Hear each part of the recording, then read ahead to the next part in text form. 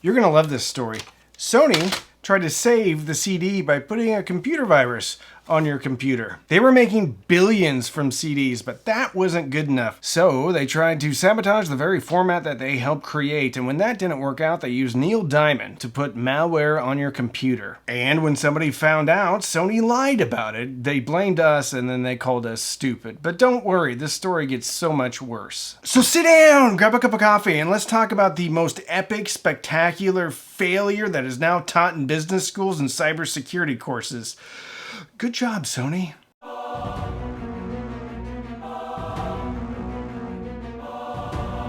This story is stranger than fiction. Okay, in 2005, Sony shipped a bunch of CDs that had malware, rootkits on them. This story has everything. Greed, lies, lawsuits, Homeland Security. But we're gonna have to back way up. We're gonna talk about what DRM is, Digital Rights Management, and why that's very important. And we're gonna talk about Sony's implementation of DRM, the guy who blew the lid off of the whole thing, how Sony reacted, how the US government reacted, and how Sony reacted again, and then, well, how the public reacted.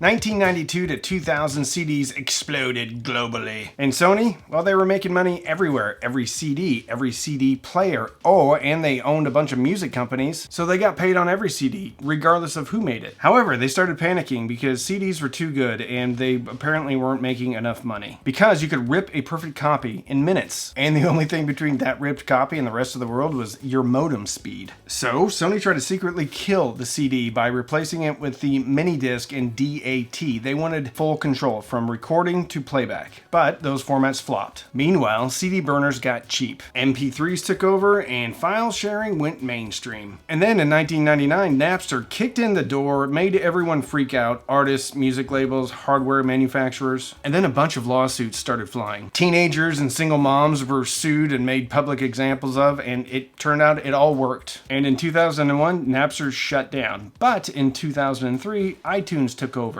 And they sold 1 million legal digital downloads in the first week, proving people would actually pay for digital music. But not to be outdone, somewhere in a conference room in Japan, Sony executives decided to take a big swing. And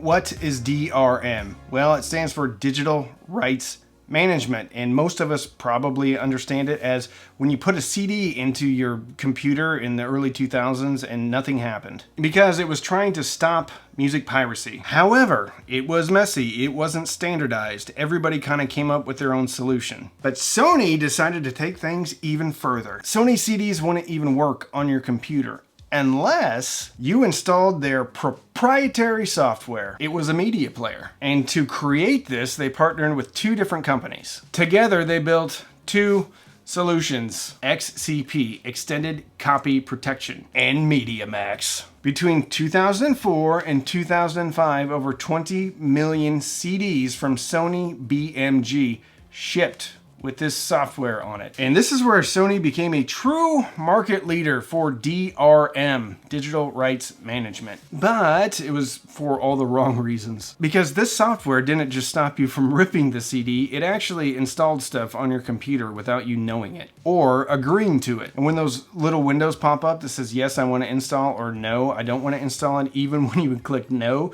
MediaMax didn't care. It installed itself anyway. XCP went even further. It didn't just stop people ripping CDs. It actually opened a door to all sorts of malware and viruses. This is the equivalent of buying a Neil Diamond CD, playing it on your computer, going to take a shower. Neil gets up and goes and installs a secret camera in your bathroom, beams that footage back to Sony while he's going through your underwear drawer digitally. So who was it that caught Neil Diamond going through your digital underwear drawer?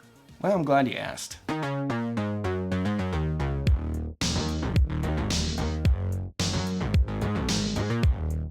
If you're new here having some fun or learning anything new, please consider liking this video and subscribing, and maybe send it out to a buddy to hear this crazy story. It was Mark Rusinovich. He was a Windows expert and founded a company called Winter Knolls, which was a Texas-based company that made software to help people do computer stuff. And today, Mark is the CTO of Microsoft Azure. It's kind of a big deal, and Mark's the CTO of it. In October 2005, Rusinovich pops in a copy of, get this, Van Zant's Get Right with the Man. And he started noticing some weird things. So he dug into it, and something's lurking where it shouldn't be lurking, and he discovers a rootkit. And for the non-techie people out there, a rootkit is something that hides in your computer and acts like it's supposed to be there, and even antivirus software can't find it. Again, it's digital Neil Diamond rummaging through your pantry singing creepy malware time.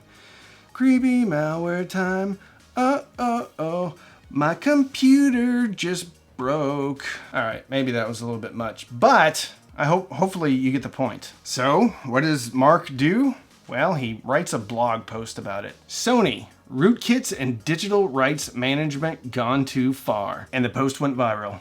Overnight. It was picked up by Slashdot, Wired, Boing Boing, Ars Technica, security forums light up, and a whole bunch of IT departments got super scared really quickly. They were all checking their machines to see if there was a little bit of Sony sneakiness going on. Before we get to that masterclass in denial and gaslighting, let's talk about something that's even weirder. The albums that they chose to put this on. What's even weirder about this whole story is the records that they put this on. Because you would think they would put it on pop albums that people were actually ripping, but no, they put it on Neil Diamond, 12 songs. Celine Dion, On Ne Changa's Past, Burt Baccarat. At this time. And of course, Van Zant, Get Right with the Man. I think there was up to 50 different albums that this was on, but they were all weird. So why did they choose these? Nobody really knows, because Sony never really give a straight answer. Some smart people have postulated about it, and all of it makes sense. They were testing it on a safe crowd. Older, less tech-savvy fans, people probably wouldn't even notice it. Spoiler, Mark did. Reason number 2. They were beta testing this in kind of a wide pool. The genres were all over the map. Pop, gospel, jazz, country. This definitely feels like they were gathering data for a bigger and better plan later. Whatever the reason, it backfired spectacularly. And it turns out people that like Van Zant know how to write blogs. But Sony's response wasn't an apology. It was something else entirely. So, Mark posts the blog in late October. By early November, security researchers and tech outlets were ripping Sony apart. F-Secure, which was a cybersecurity firm at the time, a respected one, said this is acting exactly like malware. And Sony's official stance? Well, in a brilliant PR move, in an NPR interview on November 4th, 2005, Sony BMG's president of global digital business, Thomas Hess, said, listen, most people don't even know what a rootkit is. So why should they care? That's kind of like saying most people don't know what asbestos is, so why should they care if it's in their walls? At least asbestos just does one thing. Granted, it's a big thing. It kills you slowly with mesothelioma, but at least it stays in its lane. A rootkit does many things. Fun things like identity theft, your computer becoming a spam factory for discounted Viagra, or worse, streaming high-definition copies of Shrek 2 to people on the dark web. And the funniest thing about this all, what happened to old Thomas Hess after this Sony scandal? He had to have gotten fired, demoted, or blacklisted, right? Nope, he got a promotion. First, Sony gave him more responsibility. Then, in 2012, he leveled up to the executive board of Bertelsmann, which is a German media mega conglomerate. They own everything from Penguin Random House Publishing to some European TV stuff. And of course, BMG. Basically, if media were the empire, then Bertelsmann would be like the Death Star. And now, well, he's involved with generating AI music. Because of course he is. So the guy that helped sneak malware onto your PC with Celine Dion is now working on software that could allegedly flood streaming services with fake songs to maybe reroute some of that royalty money. Allegedly. This is all allegedly. Let's just say he landed on his feet. To add insult to injury, on November 4th, the same day as that interview with NPR when he basically said, don't worry about it, it's a rootkit, nobody knows what it is. Publicly, Sony BMG said, the rootkit component is not malicious and does not compromise security. 2 knots in there. However, by November 10th, antivirus companies like Symantec were confirming what researchers already knew. Sony's DRM was not only just shady, it could actually be exploited by real malware. And hackers were already using Sony's cloaking techniques to hide viruses and Trojans. However, Sony stepped up and released their first uninstaller on November 10th. And true to form, it uninstalled nothing. Instead, it just made those naughty ornery files visible. And that introduced a whole new set of security vulnerabilities. It even asked users to submit personal information. They were really doubling down. People had to install ActiveX Control, which made things even worse. And as Mark Russinovich put it, Sony replaced stealth malware with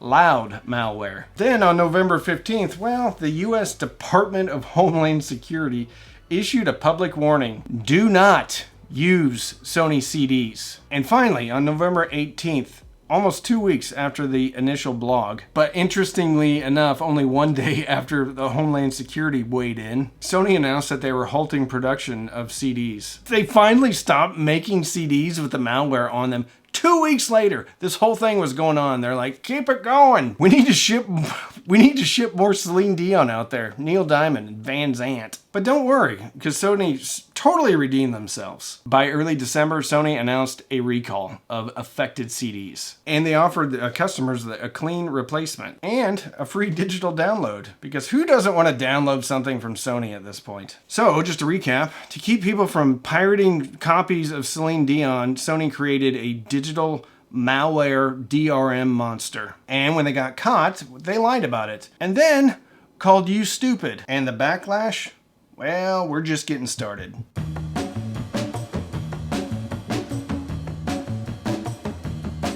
On November 21st, 2005, Texas Attorney General Greg Abbott is the first out of the gate. He was test driving Texas's newly passed anti-spyware law, and they wanted to try it out on Sony. He sued Sony BMG for secretly installing software that monitored user behavior without consent. And a month later, he wasn't done yet. He added MediaMax to the lawsuit. That was the other DRM software from Suncom. You know, the one that installed itself even if you clicked no?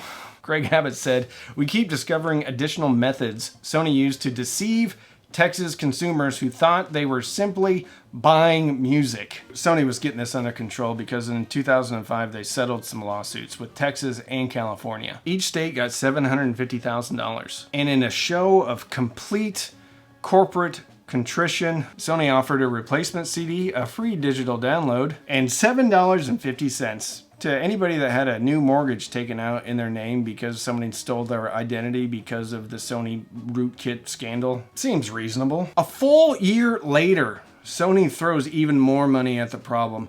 $4.25 million to settle 39 more state lawsuits. Sony was accused of everything from deceptive practices to turning consumer PCs into spyware-ridden disasters. And finally, in January 2007, Sony was like, okay, we're not going to do this anymore. They officially pulled the plug on all CD-based DRM, including XCP and MediaMax. They were still sticking to their guns.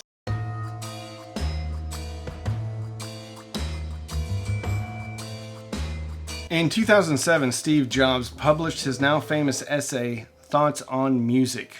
The music industry should stop using it. And, well, because he's Steve Jobs, that was kind of the final nail in the DRM coffin. Major labels started ditching DRM on digital downloads. iTunes, Amazon, and others began offering DRM-free MP3s. Wow, you can own your music now. DRM still kind of exists today, but not nearly as aggressive as it used to. Really because of the Sony BMG rootkit scandal. It's literally a case study taught at some universities and in cybersecurity courses. Think about this. The whole thing was to try to stop people from ripping CDs. But what they really did was like teach hackers how to infect people's PCs. And then of course blamed you for noticing. The true irony is that by 2007, CD sales were like cratering. 511 million units were sold in the US, which was almost half of what it was in 2000. And in 2007, 844 million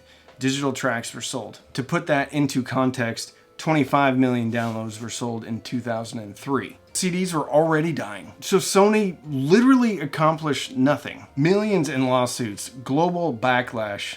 By the way, I looked up if this affected their stock price. It didn't.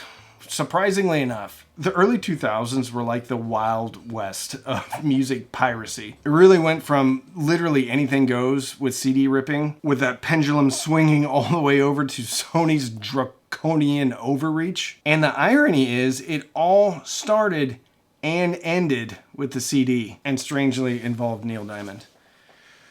Good job, Sony.